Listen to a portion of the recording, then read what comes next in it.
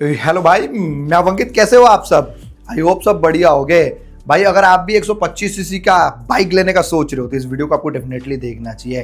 Title और thumbnail से तो आपको पता चल ही गया होगा किस वीडियो मतलब किस बाइक के ऊपर डेडिकेटेड है। लेकिन भाई उस बाइक की तो बात करेंगे ही करेंगे, साथ ही और सारी बाइकों का भी बात करेंगे इस वीडियो में डिटेल में। हद से ज़्यादा वीडियो इंटरेस्टिंग होने वाला है, हद से ज़्यादा, थोड़ा मोड़ा नहीं। तो इसीलिए आपसे नम्र निवेदन है, एंड तक वीडियो को देख के जाइएगा। और हाँ, चैनल पर नहीं हो तो सब्सक्राइब वगैरह कर देना, क्योंकि ऐसा वीडियो मैं लाता रहता हूँ। आज बेसिकली स्टार्टिंग में तो मैं आपको साइन 125 का मोटा मोटी कितना एडवांटेज बताऊंगा, 10 एडवांटेज बताऊंगा, या फिर कह सकते हो 10 रीजन बताऊंगा उस गाड़ी को खरीदने का।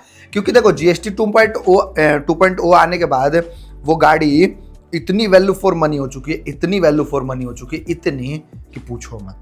मतलब लोग बाग स्प्लेंडर ले रहे हैं ना, जो वो बेवकूफ़ है मेरे नज़र में। हालांकि सबका अपना अपना पॉइंट ऑफ व्यू होता है, वो बात की बात है। लेकिन मैं जो भाई आपको कहना चाहूँगा इस वीडियो में, वो तो आपको बाद में ही पता चलेगा। क्योंकि भाई देखो, उसके जैसा गाड़ी नहीं है यार। हालांकि नेगेटिव है उस गाड़ी में, ऐसा नहीं है कि नेगेटिव नहीं है कुछ। हर गाड़ी में पॉजिटिव नेगेटिव होता है, लेकिन नेगेटिव को ऐसे देखा जाता है कि आप कैसे इग्नोर कर सकते हो। समझ रहे हो मैं क्या बोल रहा हूँ? खैर ये सब आपको समझ नहीं आएगा। अभी वीडियो के आगे बढ़ते हैं, सारा डिटेल में पूरा आपको जानकारी देने वाला हूँ कि वो गाड़ी किसके लिए है और क्यों आपका वो फायदा करा सकती है।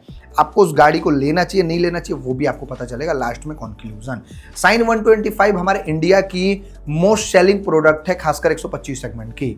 भाई हद से ज़्यादा बिकती है। जिनको नहीं पता मैं बता दूं कि एसपी से भी ज़्यादा उस गाड़ी का डिमांड है हमारे इंडिया में, क्योंकि वो सिंपल सोबा गाड़ी है, प्लस में लुक भी काफ़ी डिसेंट है, माइलेज भी अच्छा देती है और प्रैक्टिकल भी है, और हर किसी को पसंद भी आ जाता है। आज के यूथ को पसंद नहीं आता, लेकिन हाँ, जो थोड़ा मेच्योर हो जाते हैं वो उनको तो भाई डेफिनेटली पसंद आता है। मेरे को भी साइन बहुत प्यारी लगती है, बहुत प्यारी।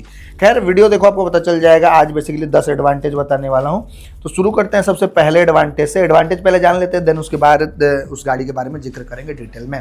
पहला जो एडवांटेज है ना भाई मेरे नज़र में, उस गाड़ी का फ्यूल पंप। देखो हर गाड़ी में फ्यूल पंप होता है। जब से फ्यूल इंजेक्शन आया है ना सारी गाड़ियों में, मतलब BS6 में फ्यूल इंजेक्शन आ चुका था, तो 2020 के बाद फ्यूल इंजेक्शन हर गाड़ी में इंट्रोड्यूस हुआ, तो फ्यूल पंप आएगा ही आएगा भाई। क्योंकि फ्यूल पंप से ही पाइप मतलब पेट्रोल होके जाता है। तो बहुत सारी गाड़ियां हैं तो सब में फ्यूल पंप आता है। तो सब में क्या होता है ना, फ्यूल पंप जो है रहता है ना टंकी के अंदर रहता है। मतलब एक फ्यूल पंप मोटर टाइप का होता है, पेट्रोल को पुश करता है आगे की तरफ, तो वो टंकी के अंदर होता है। लेकिन होंडा वालों ने इतना अच्छा हमारे लिए भाई दिमाग लगाया, इतना अच्छा हमारे लिए करा है भाई कि पूछो मत है।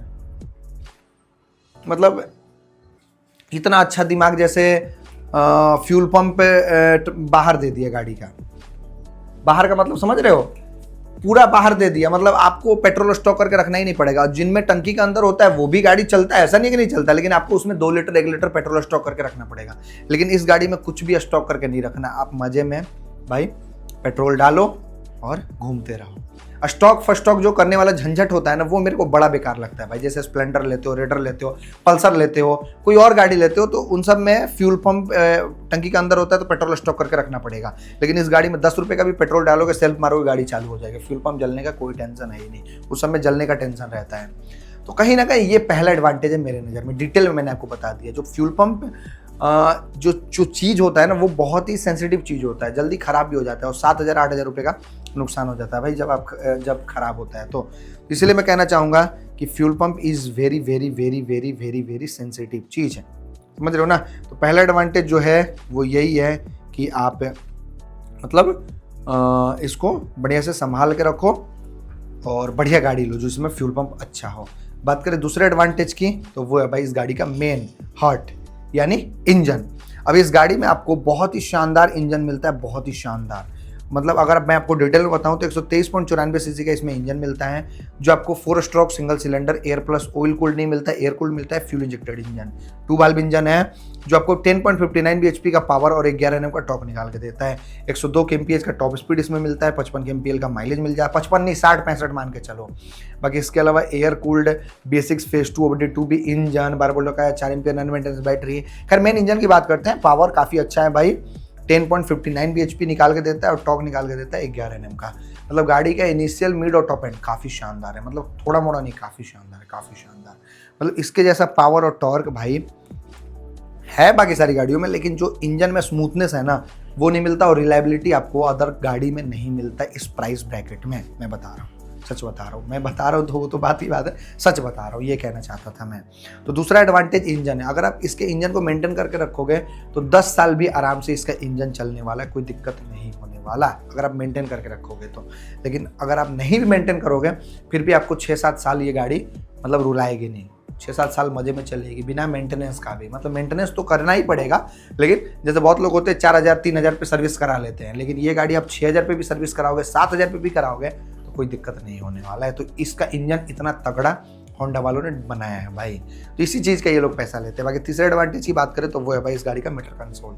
अभी ये गाड़ी बजट फ्रेंडली प्राइस में आती है, 92,000 रुपये इसका प्राइसिंग है ऑन रोड बेस वेरिएंट का। उसमें आपको डिजिटल मीटर कंसोल मिलता है जिसमें gear position, real life mileage, eco light, इसके अलावा सर्विस रिमाइंडर, बैटरी वोल्टेज, ये सब दुनिया भर का फीचर्स मिल जाता है। अगर आप स्प्लेंडर लेते हो 92-93 हज़ार रुपये का तो वहाँ पे आपको कुछ नहीं मिलता। मीटर कंसोल भी एनालॉग मिलता है और 100 सीसी का इंजन मिलता है, लेकिन यहाँ पे आपको 125 सेगमेंट में 92,000 रुपये में है भाई, क्या नहीं मिलता। तो कहीं ना कहीं मीटर कंसोल भी एक एडवांटेज है मेरे नज़र में, आप मानो चाहे ना मानो।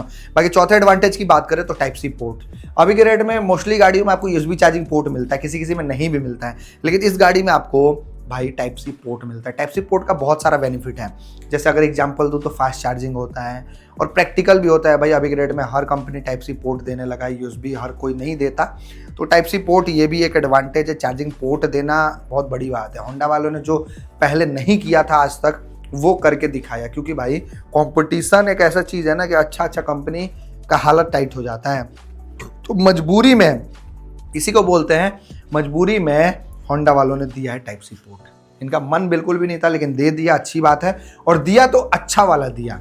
अब इतना अच्छा दिया है कि भाई फ़ोन आपका धाएँ से चार्ज हो जाएगा, धाएँ से एकदम, मतलब इतना धाएँ से चार्ज हो जाएगा कि पूछो मत।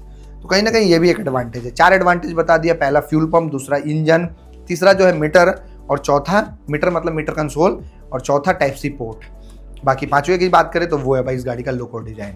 ये गाड़ी भाई वन ऑफ द बेस्ट गाड़ी है लुकिंग वाइज, अगर आप देखो तो 125 सेकंड मेरे को इसका डिजाइन बहुत प्यारा लगता है, बहुत प्यारा, ना फालतू का कट्स मर्ट्स और ना ज़्यादा ग्राफिक्स, एकदम सिंपल शोभा लगती है और फ्रंट से काफ़ी अट्रैक्टिव लगती है क्रोम वगैरह की वजह से। तो मेरे को लुक और डिजाइन इसका पर्सनली मेरे को काफ़ी अट्रैक्टिव लगता है, आपको भी लगता होगा भाई, बहुत लोग को ये गाड़ी पसंद आती है।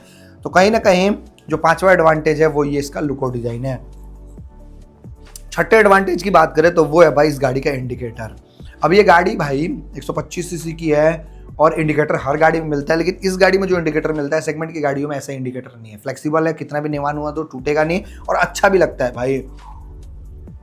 बजाज वाले भी देते हैं फ्लेक्सिबल इंडिकेटर, लेकिन हीरो वाले नहीं देते अपनी किसी भी गाड़ी में फ्लेक्सिबल इंडिकेटर, होंडा वाले भी नहीं देते भाई। एसपी में कितना गंदा इंडिकेटर देते हैं, लेकिन इस गाड़ी में फ्लेक्सिबल इंडिकेटर दे रखा है। जानते हैं वो लोग कि गाड़ी सिटी में चलने के लिए बनी है, तो कहीं ना कहीं टच टूच तो होगा ही होगा। एक इंडिकेटर टूटता है 150 रुपये का खर्चा बैठ जाता है, लेकिन इसका इंडिकेटर भाई कभी टूटेगा नहीं, लाइफ टाइम गारंटी है मेरे हिसाब से, मेरे तरफ से, क्योंकि भाई इंडिकेटर टूट ही नहीं सकता। बहुत प्यारा इंडिकेटर है, बहुत प्यारा, कितना भी निवान हुआ तो टूटेगा नहीं, क्योंकि मैंने साइन ऑन किया है ना भाई, तो मेरे को इसके रग के बारे में पता है। बाकी हाँ, सातवें एडवांटेज की बात करें तो वो है भाई इस गाड़ी का रिसेल वैल्यू।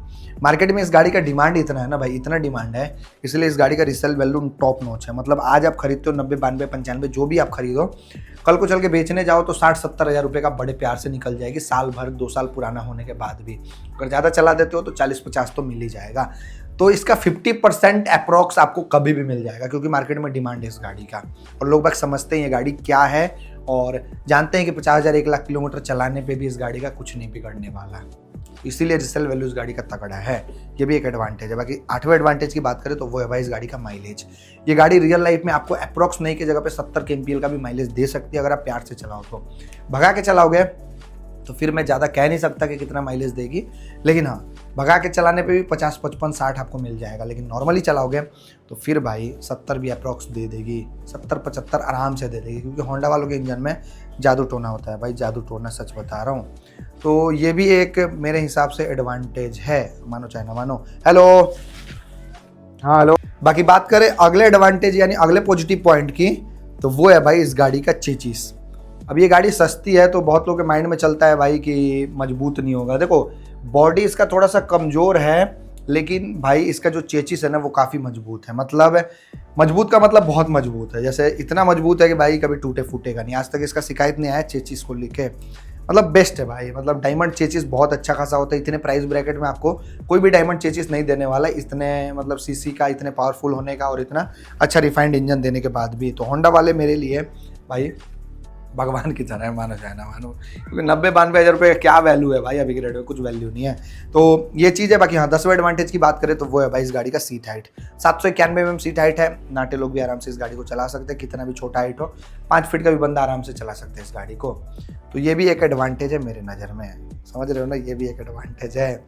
तो यही कहना चाहूँगा भाई कि 10 एडवांटेज है मेरे नज़र में। वैसे तो एडवांटेज तो बहुत है, मैं गिनवाने लगूँ तो बहुत लंबा वीडियो हो जाएगा। लेकिन पहला फ्यूल पंप, दूसरा इंजन, तीसरा meter console type C port, चौथा है, पांचवा लुक और डिजाइन, छठा इंडिकेटर, सातवां रिसेल वैल्यू, आठवां माइलेज, नौवां चेचिस और 10वां सीट हाइट। बाकी और भी एडवांटेज है, जैसे आपको मैं बताना चाहूँगा, सीट काफ़ी बढ़िया है और टायर 90 सेक्शन का हो चुका है। अपराइट हैंडल बार है, तो सिटी में चलाने में इजी टू यूज़ है। कंफर्टेबल गाड़ी है, हल्की फुल्की गाड़ी है, कहीं से भी निकल जाती है। टर्निंग रेडियस बढ़िया है, बहुत चीज़ फ़ायदा है भाई। तो अगर आप देखो 125 सीसी गाड़ी लेने जा रहे हो ना भाई, तो सबका टेस्ट राइड लो और अच्छे से डिसीजन लेके भाई डिसाइड करो कौन सा लेना। लेकिन मेरे हिसाब से अगर आप इस गाड़ी का प्लान बनाओ तो दूसरी गाड़ी कभी भूल के भी मत लेना। सुपर स्प्लेंडर, स्प्लेंडर मत लेना भाई, वो सब आपके लिए बढ़िया नहीं है। पल्सर भी मत लेना, इसको लेना चुपचाप, या फिर एसपी को ले लेना।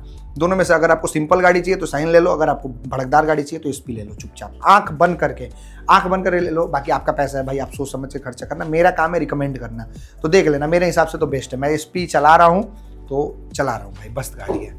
चलो यही कहानी, आई होप आप सभी को मजा होगा। मिलता है नेक्स्ट एपिसोड में, नेक्स्ट वीडियो में। बाय, राधे राधे सभी को, ख्याल रखिए अपना, बाय।